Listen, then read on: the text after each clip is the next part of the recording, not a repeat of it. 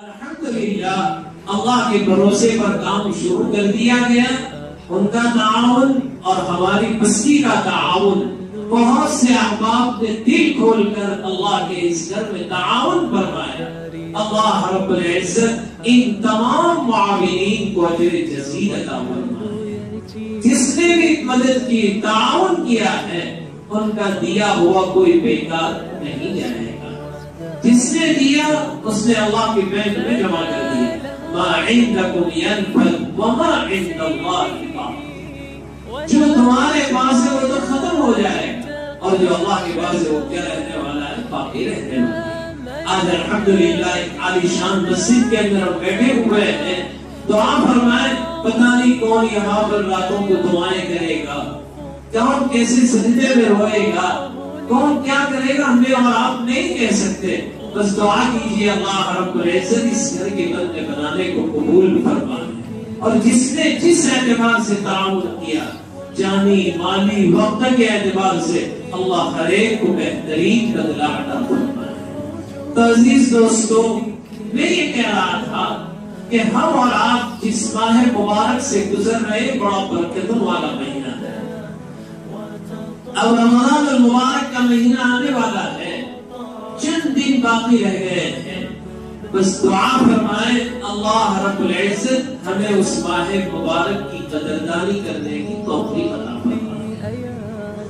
ابھی سے نیت کرو کہ انشاءاللہ ہم اس ماہ مبارک ایک ایک منٹ کا ہم نفع اٹھائیں گے انشاءاللہ.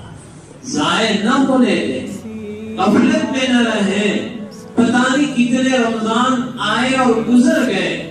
یہ آنے والا رمضان ہم ابھی سے کوشش کریں گے عبادت کے لیے اپنے آپ کو تیار کریں. قرآن کریم کی تلاوت خاص طور پر اس کا اہتمام کرنا چاہیے. رمضان اور قرآن دونوں کو آپس میں بڑا جوڑ ہے.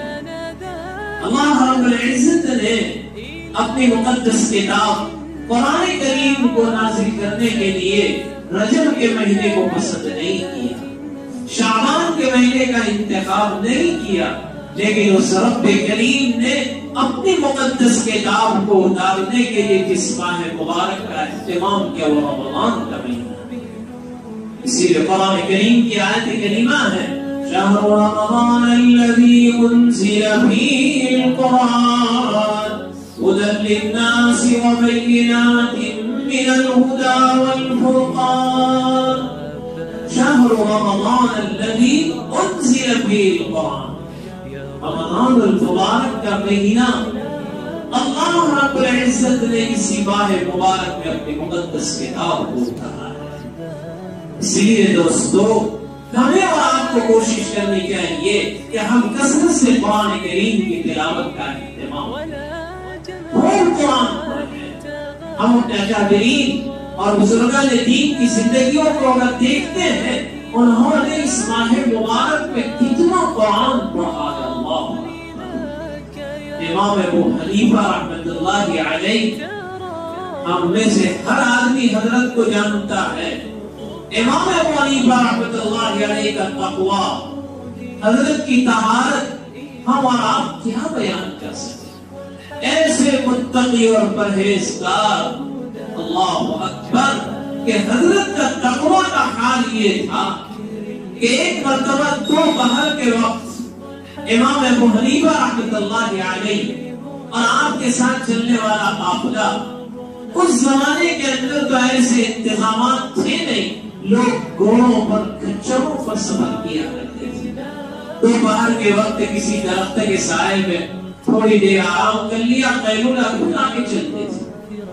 ایک مرتبہ چلچلاتی ہوئی دھوپ، اور امام ابو حنیفہ رحمۃ اللہ علیہ دھوپ میں کھڑے ہیں، اور ان کے ساتھ سفر کرنے والے ایک بڑی عمارت کے سائے میں آرام کر رہے تھے. کسی نے کہا حضرت آپ بھی تو آ جائیں. امام ابو حنیفہ رحمۃ اللہ علیہ کا تقوی، اللہ اکبر، حضرت نے یوں کہا میں اس مکان کے سائے میں نہیں بیٹھ سکتا ہوں. حضرت کیوں نہیں بیٹھ سکتے؟ کہا وجہ اس کی یہ ہے جس مکان کے سائے میں تم اور آپ بیٹھے ہوئے ہو اس صاحب مکان کو میں نے کچھ رقم قرض کے طور پر دے رکھی ہے، اگر میں اس مکان کے سائے میں بیٹھتا ہوں تو کہیں ایسا نہ ہو یہ میرے لیے سود بن جائے۔ کیسا تقویٰ اور کیسی طہارت! یہ ماہ مبارک جو آنے والا ہے، مہینے پر ہم بھوکے رہیں گے، پیاسے رہیں گے، تو کیا اللہ رب العزت میری اور آپ کی پیاس کا کوئی اس کی ضرورت نہیں؟ اللہ کے کوٹے میں کوئی کمی آ گئی کہ نہیں؟ اللہ رب العزت نے روزہ رکھنے کا حکم اسی لیے دیا لعلکم تتقون، تاکہ تم متقی بن جاؤ، پرہیزگار بن جاؤ، تمہارے اندر تقویٰ آ جاوے، اللہ کا ڈر آ جاوے، اور تقویٰ جس کو مل گیا دنیا میں بھی کامیاب اور آخرت میں بھی کامیاب۔ قرآن کریم کی آیت کریمہ ہے، اللہ رب العزت نے کتنی بڑی بشارت سنا دی، وَلِمَنْ خَافَ مَقَامَ رَبِّهِ جَنَّتَانِ فَبِأَيِّ آلَاءِ رَبِّكُمَا تُكَذِّبَانِ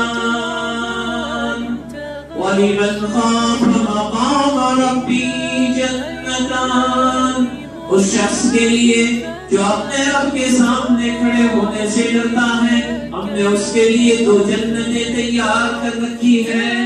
حضرت ابوبکر صدیق رضی اللہ تعالیٰ عنہ، جلیل القدر صحابی، حضرت کا حال یہ تھا عزیز دوستو، ایک مرتبہ نبی اکرم صلی اللہ علیہ وسلم کے بغل میں بیٹھے ہوئے ہیں اور جبرائیل امین آئے، اور حضرت جبرائیل امین نے آ کر یوں کہا السلام علیک یا رسول اللہ، اللہ کے نبی کو سلام کیا، اور اللہ کے نبی کو سلام کرنے کے بعد یوں کہا یا رسول اللہ، آپ کی بغل میں ابو بکر جو بیٹھے ہوئے ہیں ان سے یوں کہو کہ تیرا رب تجھے سلام بھیج رہا ہے، تیرا رب تجھے سلام بھیج رہا ہے۔ حضرت ابو بکر صدیق رضی اللہ تعالیٰ عنہ کو اللہ کے نبی نے اللہ کا سلام پہنچایا، اور پھر جبرائیل یوں پوچھ رہے ہیں کہ اللہ یوں پوچھ رہا ہے کہ ابو بکر سے پوچھو ابو بکر مجھ سے اس حال میں راضی ہے کہ نہیں، ابو بکر راضی ہے کہ نہیں۔ حضرت ابو بکر صدیق رضی اللہ تعالی عنہ کو اللہ کے نبی نے یہ سوال پوچھا، ابو بکر کی آنکھوں میں آنسو آ گئے اور پوچھنے لگے یا رسول اللہ اسمانی اللہ، یا اللہ نے میرا نام لے کر مجھے سلام بھیجا ہے اور میرا نام لے کر میرا حال دریافت کر رہا ہے۔ اللہ کے نبی نے جواب دیا نعم یا ابا بکر، ہاں ابو بکر تیرا نام لے کر سلام بھیجا ہے۔ حضرت ابو بکر صدیق زاروں قطار رونے لگے اور کہا کہ اللہ میرا نام لے کر بھیج رہا ہے، آپ کہہ دیجئے میں اپنے رب سے ہر حال میں راضی ہوں، میں اپنے رب سے ہر حال میں راضی ہوں۔ کام تو یہ ہے کہ دنیا میں اللہ خیریت پوچھ رہا ہے، اللہ سلام بھیج رہا ہے، لیکن تقویٰ اور طہارت کا حال یہ تھا کہ ایک مرتبہ حضرت ابو بکر صدیق رضی اللہ تعالیٰ عنہ نے دودھ پی لیا، آپ نے پینا تو پی لیا، پھر اس کے بعد آپ کے غلام نے یوں کہا کہ حضرت یہ جو میں نے آپ کو دودھ پیش کیا یہ میری وہ کمائی ہے جس کمائی کے اندر حرام کا شعبہ ہے، حرام نہیں حرام کا شعبہ ہے۔ حضرت ابو بکر صدیق کا یہ سننا تھا کہ فوراً آپ نے انگلیاں ڈالی اور سارا دودھ طے کر کے باہر نکال دیا کہ مجھے یہ گوارا نہیں ہے کہ میرے پیٹ میں کبھی حرام کا ایک لقمہ بھی چلا جائے۔ اللہ کے نبی کی خدمت میں حاضر ہوئے، یا رسول اللہ یہ صورت حال اللہ کے نبی صلی اللہ علیہ وسلم نے اسی وقت کہا ابو بکر تیرے جیسوں کے بارے میں اللہ نے آیت کریمہ اتاری ہے وَلِمَنْ خَافَ مَقَامَ رَبِّهِ جَنَّتَانِ، وَلِمَنْ خَافَ مَقَامَ رَبِّهِ جَنَّتَانِ۔ وہ مہینہ مجھے اور آپ کو اس لیے ملا ہے تاکہ ہم متقی بن جائیں، پرہیزگار بن جائیں۔ کب تک غفلت میں زندگی گزارتے رہو گے؟ حالات ہمارے سامنے دوستو، پوری دنیا پریشان ہے، پوری دنیا پریشان ہے۔ میں نے اور آپ نے آج تک تو ہم سنتے تھے اللہ کی قدرت، آج تک ہم بولتے تھے اللہ کی قدرت، لیکن میں نے اور آپ نے اپنی نظروں سے دیکھ لیا ان اللہ علی کل شیء قدیر، پوری کائنات پر حکم چلتا ہے تو کس کا چلتا ہے؟ ایک اللہ۔ پوری کائنات پر دنیا پریشان ہے، بیماریاں کتنی عام ہوتی جا رہی ہے، دعاؤں کا مہینہ آنے والا ہے دوستو، غفلت میں نہ رہنا۔ ابھی سے نیت کرو کہ انشاءاللہ پورا مہینہ ہماری تہجد قضا نہیں ہوگی، تہجد کا اہتمام کریں، تو اٹھ کر اللہ کے سامنے رونے والے بنے، گر گڑانے والے بنے، آج امت میں رونے والے نہیں رہے، آج مانگنے والے نہیں رہے۔ خدا کی قسم آج ہمارے پاس اللہ کے سامنے رونے کا وقت نہیں ہے۔ نماز پڑھ لیتے ہیں اور سلام پھیر کر ہم مسجدوں سے اس طرح بھاگتے ہیں جیسا کہ کوئی قیدی بھاگا جا رہا ہے، اور وہاں پر حال یہ تھا صحابہ کا کہ مسجدوں سے باہر نکلنے کا نام نہیں ہے۔ کم سے کم ہر نماز کے بعد دعاؤں کا اہتمام، اپنے گھر کی مستورات سے بھی کہیں کہ وہ دعاؤں کا اہتمام کریں، اپنے بچوں سے بھی کہیں دعاؤں کا اہتمام کریں۔ دعا کے بغیر مسائل کا حل نہیں۔ سب سے قیمتی دولت اگر ہمارے پاس ہے تو دعا ہے۔ دعا مومن کی وہ ہتھیار ہے کہ کیسے کیسے بڑے بڑے مسائل اللہ دعا کے ذریعے حل کرتے ہیں۔ اس لیے راتوں کو اٹھ کر رونے والے بنے، دل گڑانے والے بنے، اپنی زندگی کے رخ کو بدلنا پڑے گا۔ کب تک غفلت میں پڑے رہیں؟ رات کو سو، سنت کے مطابق سوئے۔ ابھی میرے حضرت عبادہ ابن صامت رضی اللہ تعالیٰ، بخاری شریف کی روایت ہے، حضرت عبادہ ابن صامت رضی اللہ تعالیٰ وہ فرماتے ہیں کہ نبی اکرم صلی اللہ علیہ وسلم نے ارشاد فرمایا، اگر کوئی مسلمان مرد یا کوئی مسلمان خاتون رات کو بستر پر لیٹے باوضو لیٹے، کیسے لیٹنا چاہیے؟ آج ہم تو بے وضو سو جاتے ہیں، باوضو لیٹے، اور باوضو لیٹنے کے بعد سنت کے مطابق اگر تو سویا ہے، رات کو اچانک تمہاری آنکھ کھل گئی کروٹ بدلتے ہوئے یا کسی اور وجہ سے، تو اللہ کے نبی صلی اللہ علیہ وسلم نے ارشاد فرمایا کہ اگر اس نے لیٹے لیٹے یہ کلمہ پڑھا، سبحان اللہ والحمد للہ ولا الہ الا اللہ واللہ اکبر ولا حول ولا قوة الا باللہ العلی العظیم، پھر اس کے بعد یہ دعا، لا الہ الا اللہ وحدہ لا شریک لہ لہ الملک ولہ الحمد وہو علی کل شیء قدیر۔ تیسرا کلمہ اور چوتھا کلمہ، لیٹے لیٹے اگر تمہیں بستر پر بیٹھے بیٹھے ہی لیٹے لیٹے یہ تین جو کلمے پڑھے، اور پھر اس کے بعد تو نے لیٹے لیٹے یوں کہہ دیا، اللہم اغفر لی اللہم اغفر لی اللہم اغفر لی، اے اللہ مجھے معاف کر دے، اے اللہ مجھے معاف کر دے، تین مرتبہ تو نے یوں کہہ دیا، اللہ کے نبی صلی اللہ علیہ وسلم فرماتے ہیں اللہ تیری زندگی کے اگلے پچھلے گناہوں کو معاف فرما دیا۔ اور پھر یوں ارشاد فرمایا اللہ کے نبی نے، اگر یہ دعا کرنے کے بعد تو نے لیٹے لیٹے جو دل میں آئے تو نے مانگ لیا، اپنے لیے، اولاد کے لیے، امت کے لیے، کہا تیری دعا آسمانوں پر اٹھا لی جائے، اللہ دعائیں قبول کر لے۔ مومن کی دعا میں وہ تاثیر رکھی ہے، مومن کی دعا کے اندر وہ طاقت رکھی ہے۔ اس لیے دوستو دعاؤں کا مہینہ آنے والا ہے، قرآن کی تلاوت کا مہینہ آنے والا ہے، ہماری مسجدیں آباد ہونی چاہیے، ہر وقت ہماری مسجد میں قرآن کی تلاوت ہو رہی ہے، ایسا نہ ہو کہ ہماری مسجدیں خاموش، اور وہاں پر امام ابو حنیفہ رحمۃ اللہ علیہ حضرت کا حال یہ ہے، رمضان کا چاند نظر آتا تھا اور حضرت قرآن کی تلاوت شروع کر دیتے تھے، اور عید کا چاند نظر آتا تھا، حضرت ایک تو قرآن نہیں 63 قرآن مکمل کر دیتے، قرآن 63 قرآن، اندازہ لگاؤ، صبح ایک شام ایک، اور تراویح 10 دن میں ایک قرآن، اس طرح حضرت کے 63 قرآن مکمل ہو جائے۔ یہ حال تھا ان کی عبادتوں کا، میں اور آپ سے یوں کہوں گا کہ ہم تو ایسے قرآن کا اگر مکمل نہیں کر سکتے، لیکن کم سے کم یہ مجمع آخری درجے میں تو اتنی ہمت کرے کہ مہینے میں ایک قرآن میں مکمل کروں گا، تو یہ ہمارے لیے بہت بڑی بات ہو جائے گی۔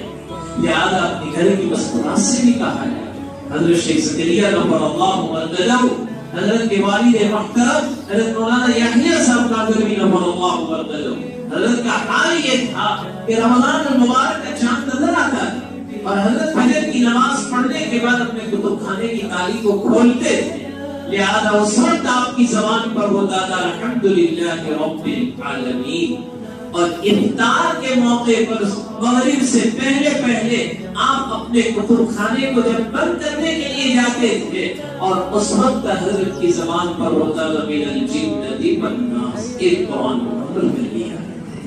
یہ قرآن سے دوستی، قرآن سے شرف، لہذا ہمیں بھی اگر دوستی کرنا ہو تو قرآن سے دوستی کریں گے انشاءاللہ۔ بیسٹ فرینڈ اگر کوئی ہے تو ہمارا قرآن ہے، قرآن سے دوستی کریں۔ قرآن ہمارا دنیا میں بھی محافظ، قرآن ہمارا قبر میں بھی محافظ، قرآن ہمارا حشر میں بھی محافظ، قرآن ہمارا پرسراج پر بھی محافظ، اور قرآن ہمارا جنت میں بھی محافظ۔ قرآن ہر جگہ آپ کی حفاظت کرے۔ دیکھو تو صحیح قرآن سے دوستی کر کے، ابھی میں سفر میں تھا تو ہم تعزیت کے لیے ہمارے ایک دوست کے یہاں کہنے لگے کہ ہمارے حسن کا انتقال ہو گیا، اور ان کے حسن کا جب انتقال ہو گیا تو وہ انتقال کے 3 دن پہلے سے ایک ہی ان کی زبان پر بات تھی کہ اگر میرا انتقال ہو جائے تو مجھے میری دادی کی قبر میں دفن کرنا۔ اب وہ بیچارہ نوجوان تندرست آتے لیکن مقدرات اللہ کے سامنے کسی کی چلنے والی ہے، ہر ایک کا وقت مقرر ہے، تو وہ مرحوم اپنے والد سے یوں کہتے تھے کہ مجھے میری دادی کی قبر میں دفن کرنا۔ تو وہ کہنے لگے کہ بیٹا تو جوان ہے، بوڑھا میں ہوں، میرے جانے کا وقت ہے، تیرا جانے کا وقت نہیں، ظاہر اعتبار سے خیر اس کا انتقال ہو گیا۔ 3 دن کے بعد جب ان کا انتقال ہو گیا تو اب وہ کہنے لگے ان کی وصیت تھی ان کی دادی کی قبر میں ان کو دفن کرنا۔ دادی ان کی بڑی نیک ہوگی، وارثہ ہوگی، لہذا ان کی دادی کے انتقال کو تقریباً 38 سال ہو چکے، 38 ایئرز گزر چکے، 38 سال کے بعد اس قبر کو جب کھولا جاتا ہے تو وہ خود مجھے یہ کہنے لگے ہمیں کہ ہم نے جب اس قبر کو کھولا ہے 38 سال کے بعد دیکھا تو وہ مرحومہ کا جسم ویسا کا ویسا ہی محفوظ، کفن دیکھو تو ویسا کا ویسا ہی محفوظ، ایک دھبا بھی اس کے کفن پر نہیں تھا۔ یہ کیا تھی؟ قرآن کی برکت۔ اسی لیے فرمایا جب کسی صاحب قرآن کا انتقال ہوتا ہے اللہ رب العزت قبر سے یوں کہتے لا تقبلی، اس کے جسم کو ٹچ مت کرنا، اسے کھانا مت۔ تو قبر یوں کہتے کیف آکل، اے اللہ میں کیسے اس کو کھاؤں، کیونکہ تیری کتاب اس کے سینے میں محفوظ ہے۔ جب صاحب قرآن ہوتا ہے تو قبر بھی اس کے جسم کو ٹچ نہیں کرتی ہے۔ اس وقت پتہ چلا کہ قرآن قبر میں بھی ہماری حفاظت کرنے والا ہے۔ اس لیے دوستو نیت کرو انشاءاللہ ہم ماہ مبارک کی قدردانی کریں گے اور جتنا ہو سکے اتنا قرآن کریم کی تلاوت کا ہم اہتمام کریں گے۔ اللہ ہم سب کو اور پورے عالم انسانیت کو اللہ رب العزت عافیت والی زندگی عطا فرمائے، اور اللہ رب العزت اس ماہ مبارک کی ہمیں قدردانی کرنے کی توفیق عطا فرمائے۔ لہذا آج ہمارا یہاں پر پہلا جمعہ، اب انشاءاللہ یہاں پر ہر جمعہ کی نماز ادا کی جائے گی۔ دعا فرمائے اللہ رب العزت اس گھر کو آباد فرمائے اور اس گھر کے آباد کرنے والوں کو بھی آباد فرمائے۔ آمین۔ باقی دعوانا الحمدللہ۔